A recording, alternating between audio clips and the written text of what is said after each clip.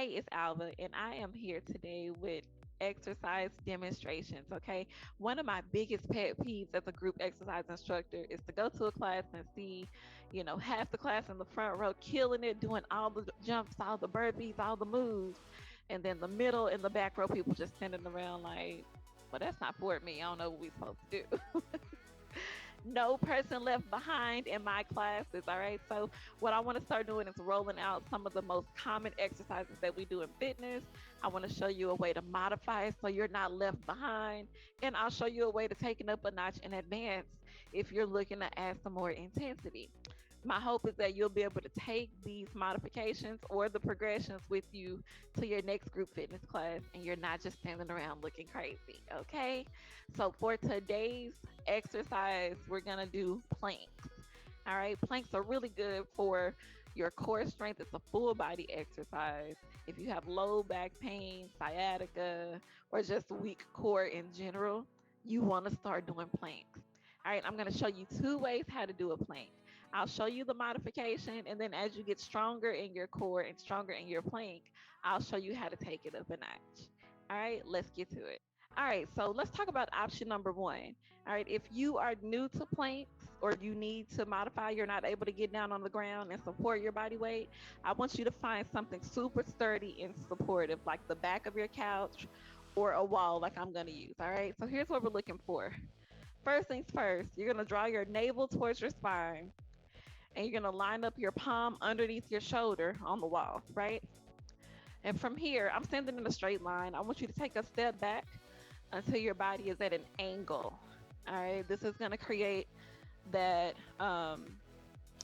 body weight support, which is what we want. That's all the plank is you supporting your body weight. Now, even more of a modification, if this hurts your wrist, come down to your forearm because this is exactly what you're going to be doing when you're ready to progress on the floor. But for today, we're going to do it on our wrist. So you're at an angle. And if you're not feeling this right away in your core, maybe step back more. Now, check out my hips. If your butt is poking out, you're not doing it right. I want you to bring your hips towards the wall until you feel that core engage. From here, you can set a timer. Let's start with 20, 30 seconds. And you're just holding it. Your eyes are right in between your fingers. Your belly button's pulled in super tight. Maybe you're squeezing your glutes. Your feet are together and you're just holding it as long as you can. Maybe your goal is 20 seconds and you work your way up to 30, 45, and so on and so forth. Okay, so that's how you modify a plank.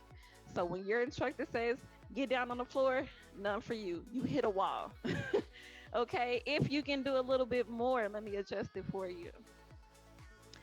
If you can do a little bit more, you're ready to take your plank to the next level.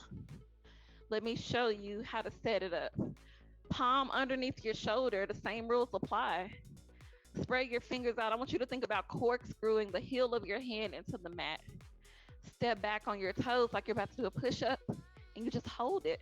Notice there's one straight line from the top of my head to my heel. Belly button pulled in tight, and we're just holding it. If you're not quite ready for on your toes, drop the knees. And the backs of the tops of your feet are flat on the floor, but notice your body's still at an angle. All right, here's what not to do. Do not have your butt in the air. Bring your hips forward until you feel that core engage and hold. All right.